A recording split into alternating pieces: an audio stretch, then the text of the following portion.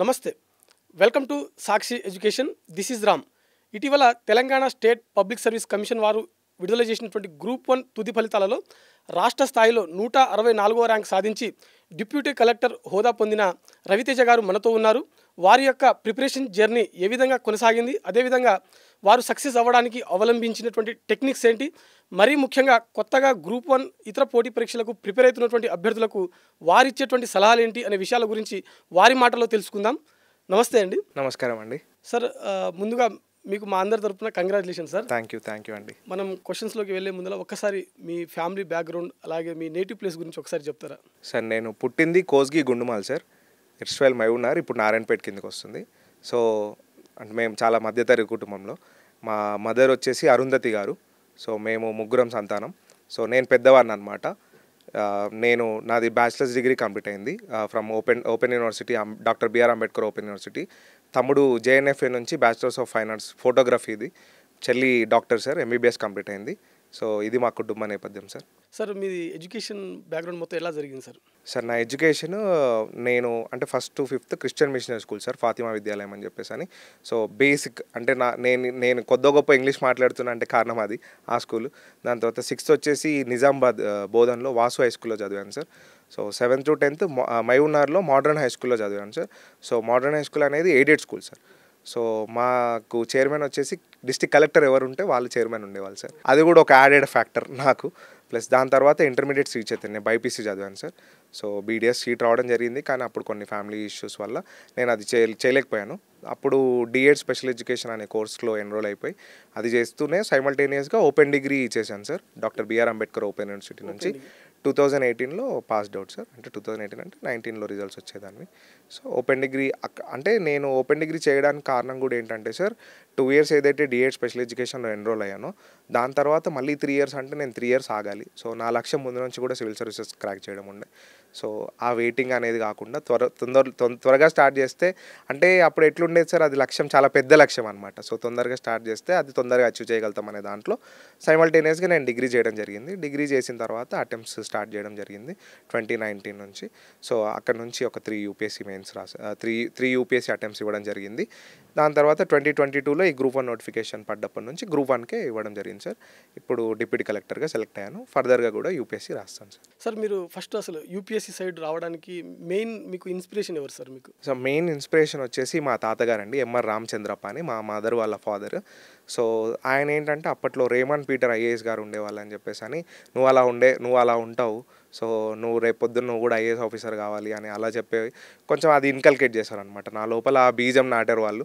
అప్పటి నుంచి అంటే ఎప్పుడు వచ్చినా కూడా, తను మా ఇంటికి ఎప్పుడు వచ్చినా కూడా యూస్ టు సే దట్ తను గ్రూప్ 2 ఏఎస్డబ్ల్యూగా రిటైర్డ్ అయ్యారు, అసిస్టెంట్ సోషల్ వెల్ఫేర్ ఆఫీసర్గా రిటైర్డ్ అయ్యారు. సో ఆయన ఒక స్ఫూర్తి అయితే. దాని తర్వాత మా డిస్టిక్లో నా ఫ్రెండ్స్ ఉండేవాళ్ళు, వాళ్ళ ఆర్డీ వాళ్ళ కొడుకులు వాళ్ళు ఉండేవాళ్ళు, అదొకటి. ప్లస్ ఉషారాణి మేడం అని ఒక మేడం ఉండేవారు సార్, అప్పట్లో మాకు ఐఏఎస్ మహబూబ్నగర్లో పనిచేశారు. సో ఆ మేడం ఫస్ట్ అనమాట, అంటే ఒక ఐఏఎస్ ఆఫీసర్ ఈ వర్క్ చేయగలుగుతుందా, ఒక ఐఏఎస్ ఆఫీసర్ ఇలా ఉండగలుగుతారా, being a lady IAS officer, అలా అంటే ఆ హోదా, ఓకే ఐఏఎస్ అంటే ఇది అని నాకు తెలిసింది మాత్రం ఫస్ట్ ఉషారాణి మేడం గారు. తర్వాత చాలామంది ఐఏఎస్ ఆఫీసర్లు ఇప్పుడు రీసెంట్ అందీప్ దూర్ శెట్టి సార్ కానీ, ప్లస్ అమ్రపాలి కాటా గారు కానీ, సో స్మితా సబర్వాల్ ఐఏఎస్ గారు కానీ, అంటే వీళ్ళు ఒక ఇది. సో మళ్ళీ చదువుతున్నప్పుడు టీఎన్ శేషన్ ఐఏఎస్ గారు, సో వాళ్ళ యొక్క రిఫార్మ్స్ అట్లా టైమ్ అండ్ అగైన్ ఇట్లా, అంటే every time I use to have that ఇదనమాట. అంటే వీళ్ళు ఇలా చేశారు, మనం కూడా రేపు పొద్దున ఇలా చేయాలి అనేది ఉండిందండి. జనరల్గా యూపీఎస్సీ సైడ్ వచ్చేటువంటి స్టూడెంట్స్ ఎవరైతే ఉంటారో జనరల్ డిగ్రీ కానీ లేకుంటే బీటెక్ సైడ్ వెళ్తూ ఉంటారు కదా, మీరు ఓపెన్ డిగ్రీకి వెళ్ళారు అంటే అప్పటికి మీకు యూపీఎస్సీ పైన అవగాహన లేదా, ఎట్లా డైరెక్ట్ తర్వాత వెళ్ళారా మీరు? అప్పటికి యూపీఎస్సీ పైన అవగాహన నాకు చిన్నప్పటి నుంచే ఉండిందండి. అది ఉంది. నాకు ఏంటంటే ఇప్పుడు యూపీఎస్సీకి ఒక ఏజ్ లిమిట్ ఉంటుంది, ఈ ఏజ్లో రాయాలి అని చెప్పేసి అని. సో నాకేమైపోయిందంటే కొన్ని ఫ్యామిలీ ప్రాబ్లమ్స్ వల్ల నేను బీడీఎస్ సైడ్ వెళ్ళలేకపోయినా. దాని తర్వాత నేను డిఎడ్ స్పెషల్ ఎడ్యుకేషన్లో జాయిన్ అయిపోయినా. సో డిఎడ్ స్పెషల్ ఎడ్యుకేషన్లో జాయిన్ అయ్యి అది 2 years డిప్లొమా తర్వాత డిగ్రీ ఉండాలి, యూపీఎస్సీ ఎగ్జామ్ రాయాలంటే డిగ్రీ ఉండాలి. సో నాకేంటంటే డిగ్రీ కావాలి నాకు. సో నేను ఇప్పుడు మళ్ళీ నా ఫ్యామిలీ ఉన్న సిచ్యువేషన్లో జనరల్ డిగ్రీలో ఎన్రోల్ అయ్యి నేను చదివే ఇది కూడా లేకుండే అండి మాకు ఆ పర్టికులర్ టైంలో. సో మీకు తెలుసా ఇట్లా ఓపెన్ డిగ్రీ చేస్తే కూడా మనం రాయొచ్చు? తెలుసు అండి. సో అది కనుక్కున్నాను అనమాట నేను. సో అప్పుడు అంటే నేను ఈ టైంకి వచ్చేసరికి అంటే దాని తర్వాత నాకు ఒక బెస్ట్ ఎగ్జాంపుల్ ఏంటంటే రోనాన్కి గోపాలకృష్ణ గారు ఉండే. సో అట్లా నాకు అది ఆ సారు క్రాక్ చేసినప్పుడు నాకు ఆ కాన్ఫిడెన్స్ కూడా వచ్చింది. ఓకే, ఓపెన్ డిగ్రీ అయినా కూడా నేను క్రాక్ చేయొచ్చు అనే కాన్ఫిడెన్స్ వచ్చిందనమాట. సో అదొకటి. ఈ ఓపెన్ డిగ్రీ చేయడానికి మెయిన్ రీజన్ ఏంటంటే త్వరగా యూపీఎస్సీ అటెంప్ట్ స్టార్ట్ చేయొచ్చు. మళ్ళీ ఈ 2 ఇయర్స్ తర్వాత మళ్ళీ ఇంకో 3 ఇయర్స్ ఆ టైం ఎందుకు నేను ఇది చేసుకోవాలి అనేది త్వరగా స్టార్ట్ చేస్తే అది అచీవ్ చేయొచ్చు తొందరలోనే అన్నట్టు. మీరు యూపీఎస్సీలో 3 అటెంప్ట్స్ ఇచ్చారు కదా, 3 అటెంప్ట్స్ మీరు మెయిన్స్ వరకు వెళ్ళారా? లేదండి, ప్రిలిమ్స్ 3 అటెంప్ట్స్ ప్రిలిమ్స్. నాకు బేసిక్ ఏంటంటే కొంచెం మ్యాథ్స్ భయం అండి. సో సీసాట్ కొంచెం టఫ్గా ఉండడం వల్ల, అది కూడా మరీ పెద్ద మార్జిన్ ఏం కాదు, 66 పాయింట్ అంటే 63 62 అట్లా అయ్యేది. బట్ అంటే ఆ హడ్డీలు ఉండింది నాకు సీసాట్, కొంచెం నాన్ మ్యాథ్స్ బ్యాక్గ్రౌండ్ కాబట్టి ఆ హడ్డీలు ఉండింది. బట్ తర్వాత నేను ఇంకా ఈ 2022 నుంచి దీనిపైన కూర్చోవడం వల్ల యూపీఎస్సీ అటెంప్ట్స్ ఇవ్వలేదు. సో మీరు గ్రూప్ 1 రిజల్ట్స్ మనకు వచ్చిన రోజు, ఆ రోజు మీరు రిజల్ట్స్ చూసినప్పుడు ఫస్ట్ మీకు అనిపించినటువంటి ఫీలింగ్ ఏంటి సార్ మీకు? సార్ మనకి ఫస్ట్ మార్క్స్ ఇచ్చారు సార్. మార్క్స్ ఇచ్చినప్పుడు నాకు 477 మార్క్స్ వచ్చాయి. సో ఓవరాల్గా 477 మార్క్స్ వచ్చాయి. నాకు ఎకనామీలో హైయెస్ట్ వచ్చినాయి, 91 మార్క్స్ వచ్చినాయి. సో అప్పుడు మార్క్స్ చూసుకున్నప్పుడు ఓకే, అంటే నేను ఐ వాజ్ ఎక్స్పెక్టింగ్ అరౌండ్, అంటే అప్పుడు 464 ఇంతే ఉంటుంది, 460 470 వుడ్ బి హైయెస్ట్ అనేది నాతో ప్రిపేర్ అయిన వాళ్ళు కానీ ఇట్లా ఉండే. సో 477 అన్నప్పుడు ఐ ఫెల్ట్ హ్యాపీ. కానీ తర్వాత 500+ వచ్చినాయి. ఇట్లా వచ్చినప్పుడు కొంచెం నేను ఐ వాజ్ లైక్ వెనుకబడిపోయినా అన్నట్టు ఉండే. కాకపోతే తర్వాత ఎప్పుడైతే మనకు జిఆర్ఎల్ వచ్చిందో, జనరల్ ర్యాంకింగ్ లిస్ట్ ఎప్పుడైతే వచ్చిందో, అప్పుడు I was placed state 164th. So category rank వచ్చేసి overall state SC category rank నాది 9th, మల్టీజోన్ 2లో 3rd. సో మల్టీజోన్ 2లో 4 vacancies for deputy collector. So I was the 3rd person. So ఆ రోజు అర్థమైపోయింది, అంటే నేను డిప్యూటీ కలెక్టర్ కాబోతున్నాను. జిఆర్ఎల్ వచ్చిన తర్వాత డిప్యూటీ కలెక్టర్ వస్తాను. అప్పుడు ఎట్లా అంటే మా అమ్మ ముందు నుంచి కూడా ఆమె ఆశయం అనమాట. సో అంటే నా లోపల ఇన్కల్కేట్ చేసింది కూడా వాళ్ళ ఫాదర్ కాబట్టి, అట్లా కలెక్టర్ అవ్వాలి, కలెక్టరే కావాలి, ఇంకా వేరేది వద్దు అనేది ఆమె అనుకున్నా. అప్పుడు నేను అన్న, మమ్మీ నీ కొడుకు డిప్యూటీ కలెక్టర్ అయిపోయాడు అని చెప్పేసి. సో ఆ రోజు ఉగాది ఉండే. సో అదే టెంపుల్కి వెళ్దామని రెడీ అవుతున్నాం, అప్పుడే రిజల్ట్స్ వచ్చినాయి. సో అది అంటే చాలా మంచి స్టార్ట్. ఇప్పుడు జనరల్గా మనం తెలుగు ఉగాది బిగినింగ్ అన్నట్టు ఉంటుంది కదా, సో అట్లా నాకు చాలా మంచి స్టార్ట్ ఉండింది ఆ రోజు. హ్యాపీగా ఫీల్ అయింది. సో సార్ జనరల్గా మీరు 2022లో మళ్ళీ మనకు గ్రూప్ 1 వచ్చిన తర్వాత నుంచి ఇటు సైడ్ స్టేట్ సైడ్ ఉన్నారు. State side. సో మనకి స్టేట్ సైడ్ నోటిఫికేషన్స్ చూసినట్లయితే కొన్ని అనివార్య కారణాల వల్ల అప్పుడప్పుడు క్యాన్సిల్ అయ్యేటువంటి అవకాశం ఉంటుంది. మనకు జరిగింది కూడా 2 times క్యాన్సిల్ జరిగింది. ఒక ఆస్పిరెంట్గా ఆ టైంలో, ఇప్పుడు మీరు ఆఫీసర్, ఆ టైంలో ఒక ఆస్పిరెంట్గా 2 times క్యాన్సిల్ అయినప్పుడు మీరు ఎలా ఫీల్ అయ్యారు సార్? అప్పుడు ఎట్లుండే అంటే అండి, 2022లో మనకు నోటిఫికేషన్ వచ్చినప్పుడు, తెలంగాణ వచ్చిన తర్వాత ఫస్ట్ నోటిఫికేషన్ మరి చాలా భారీ నోటిఫికేషన్ అది. సో అప్పుడు ఇంత భారీ నోటిఫికేషన్ వచ్చింది కదా, ఖచ్చితంగా మనం కొట్లాడిన తెలంగాణ కోసము, తెలంగాణ అనే ఇది కోసం కొట్లాడిన నీళ్ళు నిధులు నియామకాలు అనే దానిపైన కొట్లాడినాం కాబట్టి ఖచ్చితంగా మన నియామకాలు అనేవి జరుగుతాయి అనేది స్టాంచ్గా బిలీవ్ అయ్యి, నేను అందుకనే యూపీఎస్సీ కూడా చాలామంది ఏంటంటే స్టేట్ సర్వీస్, నేను స్టేట్ సర్వీస్ ప్రిపేర్ అవుతున్నా అన్నప్పుడు మా ఇంట్లో కూడా కొంత వాళ్ళు విముఖంగా ఉండే అనమాట. అంటే ఎందుకు ఈ స్టేట్లో కొంచెం మళ్ళీ ఎప్పుడైతే తెలియదు, మళ్ళీ అది ఎప్పుడు వస్తుందో తెలియదు అనేది ఉండింది సార్. అది కానీ నేను స్ట్రాంగ్గా నమ్మిండే సార్, అంటే అడ్మినిస్ట్రేషన్ ఖచ్చితంగా చేస్తుంది అనే దాంట్లో నమ్మిండే. అంటే ఫస్ట్ ప్రిలిమ్స్ క్వాలిఫై అయిపోయినా. సో ఆ ఫస్ట్ ప్రిలిమ్స్ అప్పటికి అప్పుడు మా మదర్ కూడా కొంచెం సిక్ ఉండే. ఆ టైంలో కూడా నేను అంటే వాళ్ళకి చెప్పలేదన్నమాట, నేను రాస్తున్న సంగతి కూడా వాళ్ళకి తెలియదు, ఎందుకంటే వాళ్ళు విముఖంగా ఉండే కదా. సో కాబట్టి ఆ డిఫరెన్స్ ఎందుకు అన్నట్టు నేను వాళ్ళకి చెప్పకుండానే వెళ్ళి ఎగ్జామ్ రాసి వచ్చాను అనమాట. సో అప్పుడు క్వాలిఫై అయినా, అప్పుడు కూడా చెప్పలేదు, వాళ్ళు క్వాలిఫై అయినప్పుడు కూడా చెప్పలేదు. ఆ తర్వాత మళ్ళీ ఎగ్జామ్ కొన్ని అనివార్య కారణాల వల్ల క్యాన్సిల్ కావడం జరిగింది. అయినా కూడా మళ్ళీ అంటే ఈ ఫెయిల్యూర్ అనేది కొత్త కాదా అనిపించింది సార్ అప్పుడు. సో అట్లా అంటే ఇక మన లైఫ్లో పార్ట్ అండ్ పార్సలే, ఇంతకంటే ఏం కింద పడిపోం కదా. సో అని చెప్పేసి మళ్ళీ చదువుదాం అని చెప్పేసి సెల్ఫ్ మోటివేషన్ అదే ఉండింది. ఇంకా అప్పుడు నా మెంటర్స్ కూడా అదే మోటివేషన్ ఇస్తుండే సార్ నాకు కూడా. ఎట్లా అంటే వాళ్ళు ఎప్పుడు కూడా నేను ఒక నిరాశకు గురైనప్పుడు వాళ్ళు ఎట్లా అంటే, లేదు ఇప్పుడు ఈ ఎగ్జామ్ కాకపోతే ఇంకొక ఎగ్జామ్ ఖచ్చితంగా, ఇప్పుడు స్టేట్ సర్వీసెస్ కాలేదు యూపీఎస్సీ. సో వాళ్ళ అదే అంటే అట్లా చెప్పడం వల్ల నాకు కూడా ఏమనిపించేది అంటే, నేను ఎప్పుడు కూడా ఒక నెగిటివ్ యాటిట్యూడ్లో ఉండేవాడిని కాదు సార్, ఎప్పుడు కూడా ఒక పాజిటివ్ యాటిట్యూడ్లో ఉండేవాడిని. దానికి కారణం మెయిన్గా నా ఫ్యామిలీ, ఇంకా నా మెంటర్స్. సో సెల్ఫ్ కంటే కూడా సెల్ఫ్గా మనకు అనిపిస్తుంది, ఏం ఎగ్జామ్ ఇట్లా క్యాన్సిల్ అయితే పోతుంటే ఇంకేం రాస్తాం, ఇంకేమవుతాం, ఇప్పట్లో ఏడవుతుంది అదే అనుకున్నా. అంటే జనరల్గా కూడా ఎట్లుంటా అంటే, నువ్వు పెళ్ళి కాకముందు స్టార్ట్ చేస్తే ఎగ్జాము రేపు పొద్దున పిల్లలైనాక నీకు ఉద్యోగ పత్రం ఇస్తారు అన్నట్టు ఉంటుండే అనమాట. సో అదొకటి ఇది ఉంటుండే. అట్లా కొంచెం ఆ పర్టికులర్ టైంలో 2 సార్లు క్యాన్సిల్ అయినప్పుడు కూడా చాలా నిరాశకు గురైండే. కాకపోతే అప్పుడు కూడా ఏంటంటే కంటిన్యూస్ చదివాను. సార్ మీరు యూపీఎస్సీకి స్టార్ట్ చేసినప్పుడు అంటే ప్రిపరేషన్ స్టార్ట్ చేసినప్పుడు కోచింగ్ ఏమైనా తీసుకున్నారా సార్ మీరు? యూపీఎస్సీకి స్టార్ట్ చేసినప్పుడు నేను ఫస్ట్‌గా ఏందంటే అప్పుడు ఒక ఆన్‌లైన్ ప్లాట్‌ఫామ్‌లో తీసుకోవడం జరిగిందండి. కాకపోతే ఆన్‌లైన్‌లో అంత ఎఫెక్టివ్ ఉండదని చెప్పేసని ఆఫ్‌లైన్ ఒక ఇన్‌స్టిట్యూట్‌లో తీసుకున్నాను. తీసుకున్న తర్వాత నాకు అర్థమైంది ఏందంటే ఇన్‌స్టిట్యూట్స్ గానీ ఏవన్నా గూడా ఒక 10% హెల్ప్ చేస్తాయి. సో మిగతా 90% అనేది కూడా మనమే సొంతంగా మనం చదువుకునేదే ఉంటుంది. సో ఆ 10% కూడా ఏంటంటే ఏ బుక్స్ చదవాలి ఏంటి అనేది వాళ్ళు బేసిక్గా చెప్తారు.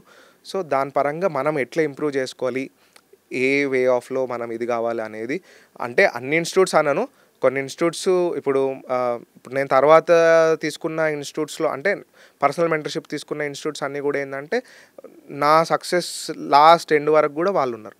సో అది దాన్ని నేను 10% అన్నాను, దాన్ని నేను 100% వాళ్ళకే ఇస్తాను అనమాట. అంటే కోచింగ్ అంటే mentorship better. Better. Okay. So ఎందుకంటే కోచింగ్లో ఎట్లుంటుంది అంటే అండి, ఇనిషియల్గా క్లాసెస్ విన్నామా, ఇప్పుడు ఎట్లుంటా అంటే 6 o'clock క్లాస్కి పోయినామా విన్నామా, మళ్ళీ సాయంత్రం క్లాసెస్ కంప్లీట్ అయినాయా, ఈ ధోరణిలో ఉంటుంది.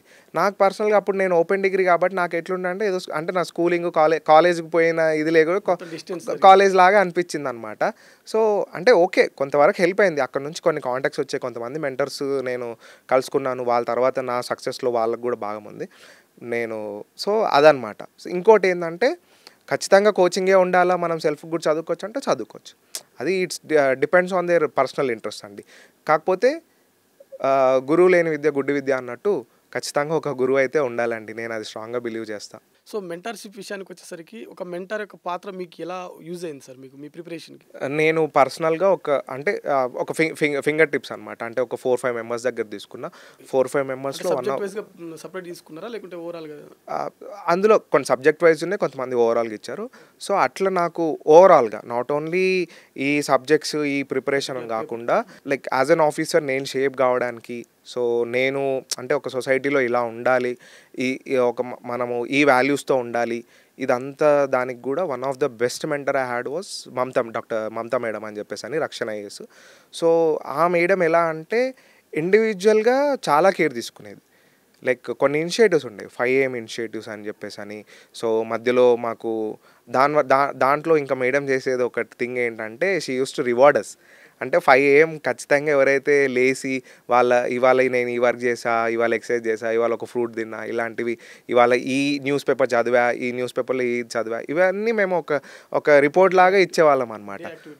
సో అట్లా దానికి కన్సిస్టెంట్గా పెట్టే వాళ్ళకి మేడము ఒక కోర్స్ ఫ్రీ ఇవ్వడము, ఇలా రివార్డ్ చేసేవాళ్ళు.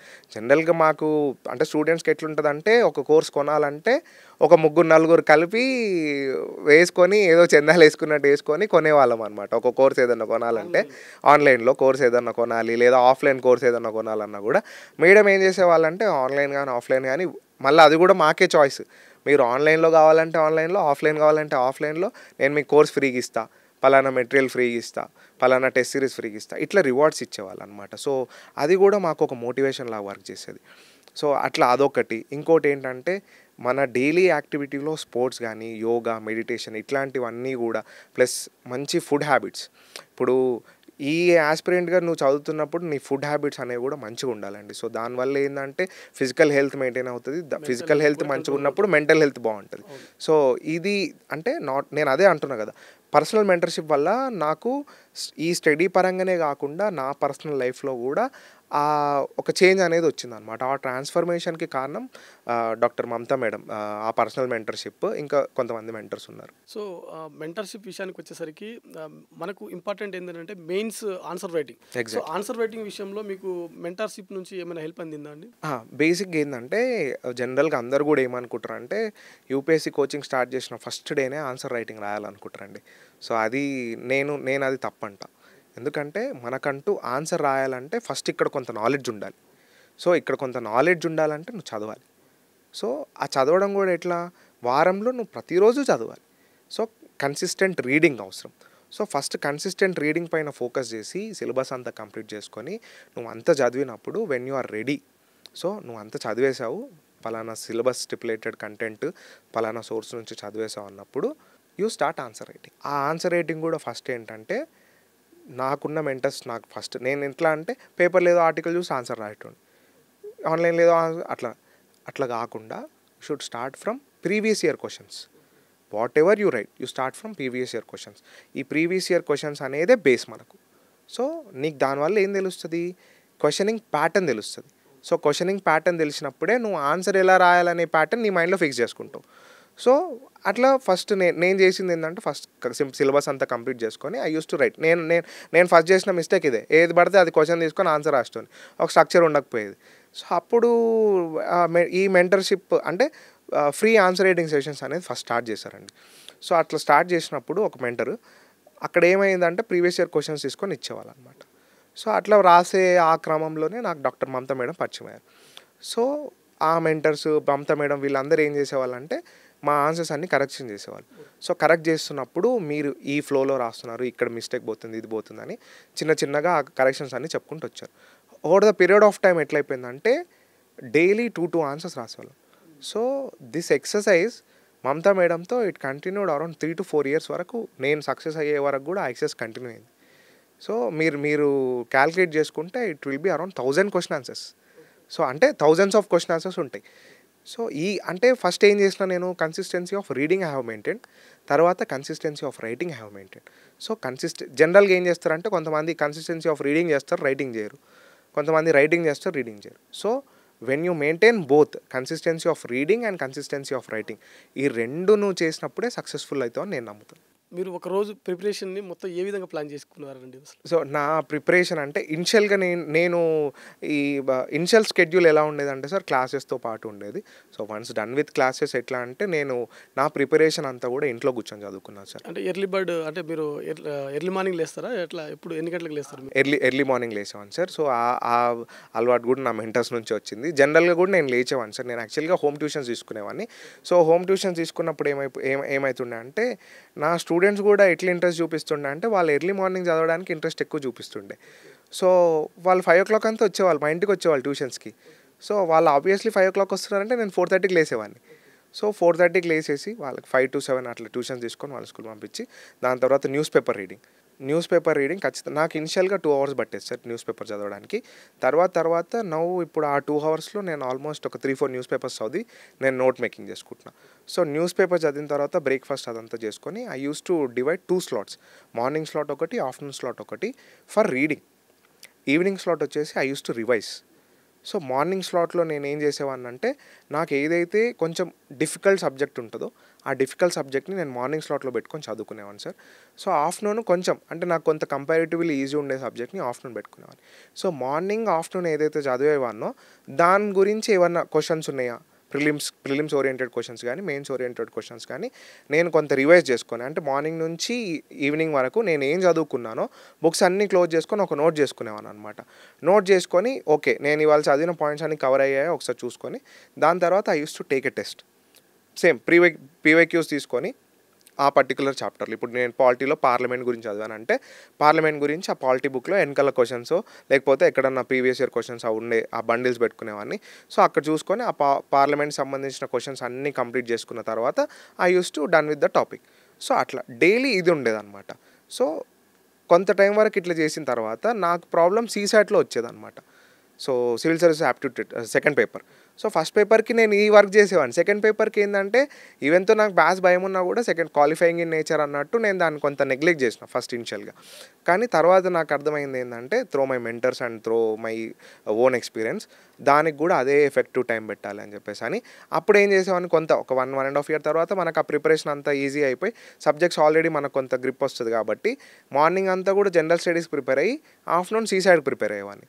సో అట్లా నాకు అంటే 21లో అట్లా ప్రిపేర్ అయ్యింది. నాకు 22 గ్రూప్స్లో యూజ్ అయింది, తెలంగాణ గ్రూప్స్లో యూజ్ అయింది. సో మీరు నోట్స్ మేకింగ్ విషయంలో ప్రిలిమ్స్ మెయిన్స్కి రెండింటికి ఒకే నోట్స్ మెయింటైన్ చేస్తారా లేకపోతే ఏమైనా డిఫరెంట్ అంటే మెయిన్స్కి కోసం సపరేట్ నోట్స్ ఏమైనా రాసేవారా?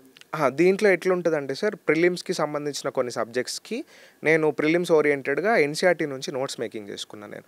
సో ఫర్ జాగ్రఫీ, హిస్టరీ ఇట్లాంటి సబ్జెక్ట్స్కి, జనరల్గా ఈ జనరల్ సైన్స్కి కూడా ఏదో ఒక ఇన్స్టిట్యూట్ తీసుకుంటారు. కానీ నేనేం చేసానంటే అన్నిటికీ బేస్ ఎన్సీఆర్టీ బుక్స్. సో ఇంకో పాయింట్ నేను ఇక్కడ యాడ్ చేయాల్సింది ఏంటంటే యాజ్ ఆఫ్ యూపీఎస్సీకి నేను ఎన్సీఆర్టీస్ ఎట్లా నోట్స్ చేసుకున్నానో తెలంగాణకు వచ్చేసరికి ఎందుకో నాకు అనిపించింది ఎస్సీఆర్టీ బుక్స్ నుంచి, తెలంగాణ స్టేట్ బుక్స్ ఉంటాయి కదా, అందులో నుంచి కూడా నోట్ చేసుకుంటే బాగుంటుంది, మేబీ అది యూజ్ కావచ్చు అని చెప్పేసి అని నేను అప్పుడు తెలంగాణ ఎస్సీఆర్టీ బుక్స్ కూడా నేను దాన్ని కూడా నోట్స్ మేకింగ్ చేసుకున్నాను. సో ప్రిలిమ్స్ ఓరియంటెడ్గా ఇట్లా చేసుకున్నప్పుడు మళ్ళీ మెయిన్స్ ఓరియంటెడ్గా, అంటే ప్రిలిమ్స్ ఓరియంటెడ్ ఏంటి, ఇట్లా ఫ్యాక్చువల్ డేటా, ఇట్లా వన్ లైనర్స్ ఇట్లా చేసుకునేవని. మెయిన్స్ ఓరియంటెడ్గా ఏంటంటే కొన్ని ఫ్రేమ్వర్క్స్ ఉంటాయి అన్నమాట, పొలిటికల్గా, ఎకనామికల్గా, సోషల్గా, టెక్నాలజికల్గా, ఇట్లా ఒక పెస్టల్ మెథడ్, ఇట్లాంటి కొన్ని మెథడ్స్ ఉంటాయి. సో దాని పరంగా నేను చేసుకునేవాన్ని అనమాట. ఇప్పుడు ఆర్ట్ అండ్ కల్చర్ ఉందంటే ప్రామినెంట్ ఫీచర్స్ ఏమున్నాయి, సో అప్పుడు ఒక లైఫ్ స్టైల్ ఏముంది, ఇప్పుడు అప్పుడున్న హరప్పన్ స్టేజ్కి ఇప్పుడున్న అర్బనైజేషన్కి ఏం డిఫరెన్స్ ఏంటి, ఇట్లాంటి కొన్ని క్వశ్చన్స్ మనకు ఆ ఎన్సీఆర్టీలోనే ఉంటాయండి. ఆ క్వశ్చన్స్ కూడా ఎన్సీఆర్టీలో ఉంటాయి, దానికి నేను ఆన్సర్స్ నోట్ చేసి పెట్టుకునేవాను అనమాట. సో యూపీఎస్సీలో అవి డైరెక్ట్ వస్తాయి అనమాట, జాగ్రఫీ, హిస్టరీ నుంచి డైరెక్ట్ వస్తాయి మెయిన్స్ పేపర్లలో. సో నాకు అది బాగా హెల్ప్ అయింది అనమాట. సో నేను ప్రిలిమ్స్కి ఇట్లా ఈ ఫ్యాక్ట్స్ ఎట్లా నోట్ చేసుకుంటున్నానో, మెయిన్స్కి సంబంధించిన డేటాకు కూడా మెయిన్స్ ఓరియంటెడ్గా నేను టెక్స్ట్ బుక్ నుంచి అట్లా నోట్ చేసుకున్న తర్వాత మనకు డేటా అనేది ఎప్పుడు కూడా ఏంటంటే కరెంట్ డేటా కావాల్సి వస్తుంది. సో ఇప్పుడు ఇవాళ ఫార్మర్ సూసైడ్స్ ఇవాళ 2022లో ప్రజెంట్ ఒక సర్టెన్ పర్సెంటేజ్లో ఉంటే 2025కి వచ్చే వరకు తగ్గిందా పెరిగిందా అనేది ఒక డేటా ఉంటుంది. సో వీటన్నిటికి కూడా కరెంట్ అఫైర్స్కి సపరేట్ సోర్సెస్ పెట్టుకొని, కరెంట్ అఫైర్స్ కూడా ఇనిషియల్గా ఏం చేసేవాడిని అంటే నేను కోచింగ్ టైంలో హ్యాండ్ రిటర్న్ నోట్స్ మెయింటైన్ చేసేవానండి. తర్వాత ఏమైపోయిందంటే హ్యాండ్ రిటర్న్ వల్ల కొంత టైం కన్జ్యూమింగ్ ఇదంతా, అంటే అక్కడ ఉన్నదే కాపీ చేస్తున్నా, నేను ఒక పాయింట్లో రాసుకుంటున్నానే. సో అప్పుడు కొంచెం టెక్నాలజీ, నేను అంతవరకు కూడా ఫోన్స్ అవన్నీ ఏం వాడలేదు. సో దాని తర్వాత కొంచెం టెక్నాలజీ యూస్ చేద్దాం అనే దాంట్లోనే ఆ సోర్స్ నుంచి డైరెక్ట్ కాపీ పేస్ట్ చేయొచ్చు. దాని తర్వాత అంతా కూడా ఆన్లైన్ నోట్స్ మేక్ చేసుకునేవాడిని. యూపీఎస్సీకి అట్లా మేక్ చేసుకున్న తర్వాత నేను తెలంగాణ రిలేటెడ్ అప్పుడు ఆన్లైన్లో ఇంగ్లీష్కి కొంత కంటెంట్ నాకు ఎందుకో డెర్త్ అనిపించింది, అంటే లేదనిపించింది. అంటే మేబీ ఇంగ్లీష్ ఉన్నాయి, కాకపోతే తెలంగాణకు సంబంధించిన తెలంగాణ మాసపత్రిక అనేది తెలుగులో వచ్చేది. అది ఇంగ్లీష్ మీడియం స్టూడెంట్స్ కొంత ఇబ్బంది ఉండేది అప్పుడు తెలంగాణకు సంబంధించి. అంటే నేను టెలిగ్రామ్స్లో దానిలో ఉన్నప్పుడు చూసినప్పుడు సరే కరెంట్ అఫైర్స్ పార్ట్ కొంచెం తెలంగాణ మ్యాగజైన్ నుంచి రావచ్చేమో ఎగ్జామ్కి అనే దాంట్లో నేను ఏం చేసేవాడిని అంటే నా సొంతంగా నేను ఇంగ్లీష్ ట్రాన్స్లేట్ చేసుకునేవాడిని. ఇంగ్లీష్ ట్రాన్స్లేట్ చేసుకొని ఆ మెటీరియల్ ప్రిపేర్ చేసింది అంతా కూడా తెలంగాణ ప్రీవియస్ ఇయర్ క్వశ్చన్స్ది కానీ ఇట్లాంటివన్నీ కూడా నేను ఒక డ్రైవ్ లింక్లో పెట్టి నేను షేర్ చేసిన అనమాట. సో అది ఉండింది అనమాట. సో ఇక్కడ బుక్స్ లిస్ట్ సార్ ఇందాక మీరు ఎన్సీఆర్టీ యూపీఎస్సీకి చెప్పారు. సో ఒకసారి మీరు గ్రూప్ 1కి చదివినటువంటి బుక్స్ లిస్ట్ ఒకసారి చెప్తారా మీరు? స్టాండర్డ్ గ్రూప్ 1కి నేను తెలుగు అకాడమీ బుక్స్ ప్రిఫర్ చేసిన అండి. తెలుగు అకాడమీ హిస్టరీకి కానీ జాగ్రఫీకి కానీ ఇదంతా కూడా సైన్స్ అండ్ టెక్నాలజీ కూడా తెలుగు అకాడమీది తెలుగు మీడియంలో ఉంది science and technology book. So నాకు ముందు నుంచి ఏంటంటే మా అమ్మగారు హెల్ప్ చేసేవారు, అంటే తెలుగు టు ఇంగ్లీష్ ఏదైనా అర్థం కాకపోయినా కూడా. అమ్మగారు ఏం చేస్తారంటే? అమ్మగారు హోమ్ మేకర్ అండి. ఇంటర్మీడియట్ చదువుకున్నారు, బట్ ఏంటంటే ఈ పోయట్రీ ఇది కొంచెం తెలుగు అది ఎక్కువ పట్టు అనమాట. నాకు ఏదైనా అర్థం కాకపోయినా నేను అడిగేవాడిని అనమాట. అట్లే నా ఫ్రెండ్స్ కూడా ఉండేవాళ్ళు. సో అట్లా నాకు బాగా హెల్ప్ చేసేవాళ్ళు. అంటే ఏదైనా తెలుగులో మ్యాటర్ చదివినా కూడా దాన్ని నేను ఇంగ్లీష్లో ఎఫెక్టివ్గా ఎట్లా రాయాలి ఏందనేది కొంచెం నాకు అది ఉండేది. సో నేను బేసిక్గా స్టిక్ ఆన్ అయింది మాత్రం తెలుగు అకాడమీ బుక్స్ కోసం. కొంత ఇంటర్నెట్, సైన్స్ అండ్ టెక్నాలజీ ఇట్లాంటి పార్టీకి ఇంటర్నెట్ యూజ్ చేసుకున్నాను. తెలంగాణ మూమెంట్కి కూడా తెలుగు అకాడమీ బుక్కే యూజ్ చేసుకున్నా. అందులోనే ఫస్ట్ ఇనిషియల్ రీడింగ్స్ అప్పుడు అండర్లైన్ చేసుకున్నా. ఫస్ట్లో బాధపడ్డా ఎగ్జామ్ ఏంది ఇంత లేట్గా అవుతుందని, కానీ అది నాకు హెల్ప్ అయింది. అంటే ఫస్ట్లో అండర్లైన్ చేసుకున్న వాటిని మళ్ళీ ఒక నోట్ మేకింగ్ లాగా చేసుకోవడం, సో అది మళ్ళీ ఇంకో షార్ట్ నోట్స్ మేక్ చేయడం, ఈ పర్టికులర్ టైంలో అవన్నీ అయినాయి అనమాట. అంటే మల్టిపుల్ రివిజన్స్ అవుతున్న కొద్దికి పేజెస్ తగ్గేవి, రివిజన్ చేసే పేజెస్ తగ్గేవి అనమాట. అంత ఒక పేజ్లో వచ్చేదన్నమాట. సో అది బాగా హెల్ప్ అయింది. సో నేను అందుకే ఎగ్జామ్ అప్పుడు కూడా జస్ట్ ఒక 3-4 పేపర్స్ చూసుకొని రివిజన్ అప్పుడు అంటే ఎగ్జామ్ ముందు పోతున్నప్పుడు ఓన్లీ మెయిన్ సైడ్ హెడ్డింగ్స్ ఇట్లాంటివి చూసుకొని వెళ్ళిపోయేవాళ్ళు. సో మీరు ఓవరాల్గా రోజు చదివిన తర్వాత అంటే బాగా చదివినా అని చెప్పి మీకు ఒక స్ట్రెస్గా ఫీల్ అయినప్పుడు మీరు రిలీఫ్ కోసం ఏం చేసేవారండి మీరు? నేను జనరల్ కూడా ఏంటంటే నేను కొంచెం మూవీస్ ఎక్కువ చూస్తా అండి. సో అంటే మంచిగా నచ్చిన మూవీ అంటే నాకు మళ్ళీ అట్లా ఇండివిజువల్ కూడా కాదు, మా ఫ్యామిలీయే తీసుకెళ్తారు నన్ను మూవీస్కి. సో మా తమ్ముడు వాడు ఫోటోగ్రఫీ దాంట్లో ఉంది కాబట్టి వాడు మూవీ సినిమాటోగ్రాఫర్ ఇట్లా ఇంట్రెస్ట్ అనమాట. సో అది కూడా ఎట్లా అంటే ఏదైనా మంచి మూవీ ఉందంటే వాళ్ళు తీసుకెళ్తారు అనమాట. ఇంకోటి ఏంటంటే నేను జనరల్గా నా స్టడీ అంటే ఒక రోజులో ఈ ఫిజికల్ యాక్టివిటీ ఉంటుండే. So morning walk, evening walk ఇట్లా ఇవి ఉంటుండే కాబట్టి నేను స్ట్రెస్ఫుల్గా ఫీల్ అయిన సందర్భాలు అంటే చాలా తక్కువ అండి. సో ఎగ్జామ్ ఇట్లా క్యాన్సిల్ అయినప్పుడు కూడా నేనేందంటే ఒకటే, అంటే నాకు ఆ ఎన్వైర్న్మెంట్ క్రియేట్ చేయలే ఎవరు. సో స్ట్రెస్ఫుల్గా ఉండాలి అనే ఎన్వైర్న్మెంట్ నా ఫ్రెండ్స్ ఉంటుండే. సో వాళ్ళు ఇంకోటి మేము టీ లవర్స్. సో ఖచ్చితంగా ఒక టీ తాగానే అది కొంచెం డోపమైన్లా వర్క్ చేసేది. సో అది బాగుండేది. ఈ మధ్య జనరల్‌గా ఆస్పిరెంట్స్ చాలామంది అంటే సక్సెస్ అయినటువంటి ఆస్పిరెంట్స్ ఎవరైతే ఉంటారో సోషల్ మీడియాకి మేము దూరంగా ఉంటామని చెప్పి వాళ్ళు చెప్తున్నటువంటి విషయం. సో మీరు సోషల్ మీడియా విషయంలో ఎలాంటి జాగ్రత్తలు తీసుకున్నారు? సార్ నేను నాకు సివిల్ సర్వీస్ ప్రిపరేషన్‌కి వచ్చినప్పుడు కూడా నా దగ్గర ఫోన్ అనేది లేదు సార్. అప్పుడు కూడా ఫోన్ లేదు. నేను ఫోను యూజ్ చేయలేదు. తర్వాత కొంత టెక్నాలజీ ఇది యూజ్ కావాలి అన్నప్పుడు ఆహ్, ఒక మా తమ్ముడు ఫోనే నేను వాడడం జరిగింది. దాని తర్వాత కొంచెం ప్రిపరేషన్ అయిపోయి నేను కొంచెం హోమ్ ట్యూషన్స్ తీసుకున్న తర్వాతనే నాకంటూ ఒక ఫోన్ వచ్చింది. అప్పుడు కూడా అంటే సార్ సోషల్ మీడియా ఈ డిస్ట్రాక్షన్స్‌కి అన్నిటికి దూరంగా ఉండే సార్. అంటే బేసికల్లీ ఎంగేజ్డ్‌గా ఉంటుండే. నాకు మా మదర్‌కి ఏందంటే బుక్ రీడింగ్ చాలా అలవాటు సార్. సో మేము చాలా అంటే ఏ బుక్ అయినా చదివేవాళ్ళం. సండే వచ్చిందంటే సండే బుక్, ఈనాడు సండే బుక్, సాక్షి సండే బుక్ ఇట్లా చదివేవాళ్ళం అనమాట. సో ఇట్లా ఆ బుక్ రీడింగ్ అనేది చాలా ఇది ఉంటుంది సార్. మా మమ్మీ నేను కూర్చున్నామంటే ఇదే బుక్ రీడింగ్ ఇదే ఉంటుంది. మా ఇంట్లో టీవీ కూడా ఉండకపోయేది. సో మా కాలక్షేపం అంతా ఇంతే అనమాట. ఎంతసేపు ఉన్నా నలుగురు కూర్చొని మాట్లాడుకోవడము ఇదే ఉండేది. సో సోషల్ మీడియా అంటే నేను కంప్లీట్లీ అవాయిడ్ చేయమని అని కాదు. బేసిక్ ఇప్పుడు నేను మొన్న ట్విట్టర్లో ప్రెసిడెంట్ ద్రౌపది ముర్ము గారు సోలార్ ఎనర్జీ మీద ఒక స్పీచ్ ఇచ్చారు. సో దాని నుంచి ఇంట్రడక్షన్స్ మన యూపీఎస్సీ మెయిన్స్ ఆన్సర్స్లో అట్లాంటి వాటిలో వాడుకోవచ్చు. సో అట్లా కొన్ని స్పీచెస్ అవి ఉండేవి. ఇంకా యూత్ పార్లమెంట్ అని చెప్పేసి అని వాళ్ళు మాట్లాడే స్పీచెస్ ఉంటాయి అనమాట. సో ఇట్లాంటివి టెడెక్స్ ఇట్లాంటి వీడియోస్ అండ్ యూట్యూబ్లో చూసినా కూడా ఇట్లాంటి వీడియోస్ ఇవన్నీ చూసేవాళ్ళం అనమాట. సో అట్లా ఇది ఉండేది. మరీ పిచ్చిగా ఈ సోషల్ మీడియా ఇన్ని హవర్స్ కొద్దికి బేసికల్లీ ఏంటంటే ఇంకోటి చెప్పదలుచుకుంది ఏంటంటే ఒక 1-2 ఇయర్స్ తర్వాత చదవడం బోర్ కొడుతుంది. ఆ టైంలో ఏంటంటే డిఫరెంట్ వెబ్సైట్స్ ఎత్తుక్కునే వాళ్ళం. ఇప్పుడు పిఏబి ప్రెస్ ఇన్ఫర్మేషన్ బ్యూరో అని ఒకటి ఉంటుంది, ఓఆర్ఎఫ్ అని ఒకటి ఉంటుంది, ఓఆర్ఎఫ్ ఫౌండేషన్ అని చెప్పేసి అని. అందులో డిఫరెంట్ ఆర్టికల్స్ వస్తూ ఉంటాయి. ఇట్లా ఆర్టికల్స్ చదివేసి మళ్ళీ క్వశ్చన్స్ మేక్ చేసుకోవడం. మా గ్రూప్ ఆఫ్ ఫ్రెండ్స్ ఉంటుండే, క్వశ్చన్స్ మేక్ చేసుకోవడం, మళ్ళీ కోట్స్ చెప్పడం. ఇప్పుడు వెంకయ్య నాయుడు గారి స్పీచెస్ ఇట్లాంటి ప్రైమ్ మినిస్టర్ మాట్లాడినప్పుడు స్పీచెస్ కానీ సో అట్లాంటివి ఒక నోట్స్ చేసుకొని జనరల్గా ఏంటంటే నాకు నోట్ మేకింగ్ చాలా మంచిగా అనిపిస్తుండే సార్. నాకే చాలా మంచిగా అనిపిస్తుంది నోట్ మేకింగ్. సో ఇట్లాంటి కోట్స్ కానీ ఇట్లాంటివి ఏమైనా ఉంటే ఆ నోట్ మేకింగ్. సో ఇట్లా ఎంగేజ్డ్గా ఉండడం వల్ల సోషల్ మీడియా డిస్ట్రాక్షన్స్ అదంతా కూడా నాకు పర్టికులర్గా ఏం లేకుండే సార్. అంటే ఇప్పుడు నేను వచ్చే ఆస్పిరెంట్స్ కూడా అదే చెప్తాను. ఇప్పుడు సాయి శివాని గారు ఉన్నారు, వాళ్ళు ఫోన్ వాడలేము, మొన్న యూపీఎస్సీ ర్యాంకర్. సో అట్లా అంటే ఉండగలుగుతాం సార్. మన మైండ్ సెట్ అంతే.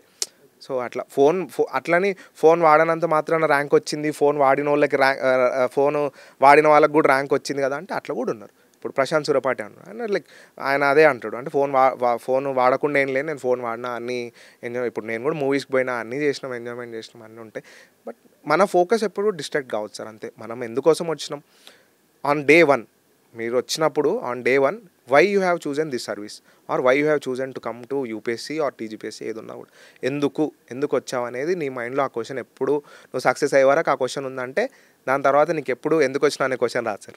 సార్ మీ ప్రిపరేషన్లో మీరు గ్రూప్ స్టడీస్ అంటే మన ఫ్రెండ్స్ తోటి కలిసి చదవడం అలాంటివి మీరు ప్లాన్ చేసుకున్నారు? అవి ఒకవేళ చేసుకుంటే మీకు ఏ విధంగా యూజ్ అయింది? ఒకవేళ గ్రూప్ స్టడీ కంటే నాకు ఇండివిజువల్గా అంటే నా ఫ్రెండ్స్ అంటే మేము గ్రూప్గా కొంతవరకు కోచింగ్ వరకు అట్లా ఉండేది సార్. దాని తర్వాత ఎట్లయిపోయిందంటే కొంతమంది ఇంకా సాఫ్ట్వేర్కి వెళ్ళిపోవడం ఇట్లా ఉండే. కన్సిస్టెంట్గా నేను ఇంకొక అమ్మాయి ఉండేది సార్, నాగలక్ష్మి అని, తను గ్రూప్ 4 ఎంప్లాయ్ నౌ. సో మేమిద్దరం ఎక్కువగా మెటీరియల్ అదంతా కూడా షేర్ చేసుకునే వాళ్ళం. నేను యూపీఎస్సీ ప్రిపరేషన్లో ఉన్నప్పుడు మా సీనియర్ ఒక అశోక్ ముప్పా అని, ఆయన ఇప్పుడు టెలికమ్యూనికేషన్ ఆఫీసరు. ఆయన నాకు వాళ్ళ దగ్గర కొంత గ్రూప్ ఉండేది. అశోక్ అన్న వాళ్ళు చెప్పినప్పుడు సుధాకర్ అని, శేఖర్ అని, అఖిల్ ఇట్లా కొంతమంది ఉండేవాళ్ళు. ఇప్పుడు అఖిల్ అనే అబ్బాయి కూడా మన గ్రూప్ 2 గ్రూప్ 4 కూడా ఆ అబ్బాయి సెలెక్ట్ అయ్యాడు. సో అట్లా అనమాట. సుమంత్ అని ఒక అబ్బాయి, ఆయన ఇప్పుడు గ్రూప్ 1లో ఎంపీడీఓ సెలెక్ట్ అయ్యాడు. సో ఇట్లా అంటే ఆ గ్రూప్ అనేది కంటిన్యూగా అంటే ఆల్ స్టేజెస్లో కూడా మేము ఒక 2-3 ఫ్రెండ్స్ అన్న ఉన్నారు సార్, మెటీరియల్ షేరింగ్ కానీ. సో అట్లా ఆన్సర్ రైటింగ్లో ఆన్సర్ రైటింగ్ కంటే కూడా నేను ఏం చెప్పగలుగుతా అంటే 2022లో మనకు నోటిఫికేషన్ వచ్చినప్పుడు ఈ గ్రూప్స్ అనే ఎగ్జామ్ రాయాలి అని నాకు చెప్పింది ఈ అశోక్ ముప్పా అనే సీనియర్ సార్. సో ఆయన టెలికమ్యూనికేషన్స్ ఆఫీసరు. ఆయన ఆ రోజు అప్లై చేసే రోజే చెప్పిండు, నా అప్లికేషన్ ఆయనే చేసిండు. అప్లై చేసిన రోజు చెప్పిండు అనమాట, నువ్వు ఖచ్చితంగా డిప్యూటీ కలెక్టర్ అవుతావు అని. సో ఇవాళ అది చాలా సంతోషం. అంటే వాళ్ళు మనల్ని నమ్మడము అదొక కాన్ఫిడెన్స్ ఇస్తుంది సార్ మనకు కూడా, మనల్ని ఒక పర్సన్ నమ్ముతున్నారు అనడం. సో అట్లా అది ఇంకా నా ఫ్రెండ్స్ ఇట్లా అంటే ప్రతి దగ్గర నుంచి నాకు ఆ సపోర్ట్ ఉండింది సార్. ఎవ్రీ టైం కాన్స్టెంట్గా సపోర్ట్ ఉండింది. మేము నోట్స్ కూడా అట్లే షేర్ చేసుకునే వాళ్ళం అనమాట. ఆన్లైన్లో ఏదైనా నోట్స్ ఉన్నా కూడా ఈ నాగలక్ష్మి అని ఎవరైతే ఉన్నారో ఆ అమ్మాయి ఎక్కడి నుంచి అయినా కూడా నాకు ఏదైనా నోట్స్ కావాలంటే ఆ అమ్మాయి నాకు సో చేసి ఇచ్చేదన్నమాట. సో అట్లా అది బాగా హెల్ప్ అయింది సార్ అది. సో ఓకే, స్టూడెంట్స్ చాలామంది ప్రిపరేషన్ టైంలో చేసేటువంటి కామన్ మిస్టేక్స్ ఏంటి అని అంటే మీరేమంటారు సార్? కామన్ మిస్టేక్స్ ఏంటంటే కొంత లెథర్జిక్గా ఉంటామండి ప్రిపరేషన్లో. ఎట్లా అంటే ఇది ఇయర్ లాంగ్ ప్రిపరేషన్ కాబట్టి కొంత లెథర్జిక్ యాటిట్యూడ్, కొంత సర్లే ఇవాళ చదవకపోతే రేపు చదువుదాం ఇట్లుంటుంది. సరే ఓకే, ఇవాళ నీకు చదివే ఇంట్రెస్ట్ లేదు, 6 hours చదివే ఇంట్రెస్ట్ లేదు అన్నప్పుడు 1 hour చదివే ఇంట్రెస్ట్ ఉంటుందిగా. ఆ 1 hour నువ్వు చదువుకో అంతే. నేను అదే అంటే నేను అట్లే చదివినా అండి.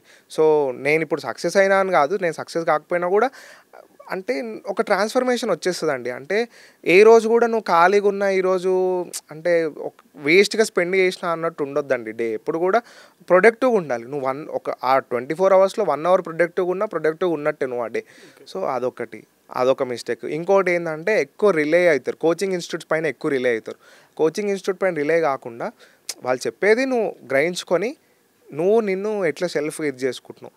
సో నీకు మెంటర్షిప్ అవసరం ఉందా లేదా అనేది అదొక పాయింట్. మెంటర్షిప్ అవసరం ఉంటే నీకు ఏ రకంగా మెంటర్షిప్ అవసరం, నీకు ఆ క్లారిటీ ఉంటే సో దట్ యూ విల్ ఆ డైరెక్షన్లో నువ్వు వెళ్ళడం జరుగుతుంది అనమాట. సో సార్ మనం ఇప్పుడు ఆస్పిరెంట్స్ చూసినట్లయితే చాలామంది అశోక్ నగర్ కావచ్చు, దిల్సుఖ్ నగర్ కావచ్చు, అమీర్పేట ఏరియాలలో స్టూడెంట్స్ ఎక్కువగా 2-3 అటెంప్ట్స్ ఇచ్చినప్పటికీ అక్కడనే ఉండేటువంటి పరిస్థితి. సో ప్లాన్ బి కూడా తీసుకోకుండా, అంటే ఎలాంటి ప్లాన్ బి చేసుకోకుండా వారు ఇంకా అక్కడనే ఉండేటువంటి పరిస్థితి. అలాంటి స్టూడెంట్స్కి మీరు ఇచ్చేటువంటి సలహా ఏంటి సార్? నాదే ఉంది, ఓపెన్ డిగ్రీ ఉంది. మేబీ నేను సక్సెస్ కాకపోతే ఏంది అనే ఆలోచన వచ్చినప్పుడు డిఎడ్ స్పెషల్ ఎడ్యుకేషన్ ఉంది నాకు. సో ఖచ్చితంగా నేను టీచర్గా అయినా నేను ఇదే అవ్వగలుగుతా అనేది నాకు ఉందన్నమాట. అంటే ఒకవేళ ఇది సక్సెస్ కాకపోయినా బట్ నా స్ట్రాంగ్ ఫోకస్ అంతా కూడా ఖచ్చితంగా కావాలి, సివిల్ సర్వెంట్ కావాలనేది ఉండింది. సో ఆస్పిరెంట్స్కి కూడా నేనేం సజెస్ట్ చేస్తాను అంటే ప్లాన్ బి అనేది ఉండాలి, కానీ మీ ప్లాన్ ఏని డామినేట్ చేస్తున్నట్టు ఉండొద్దు అది.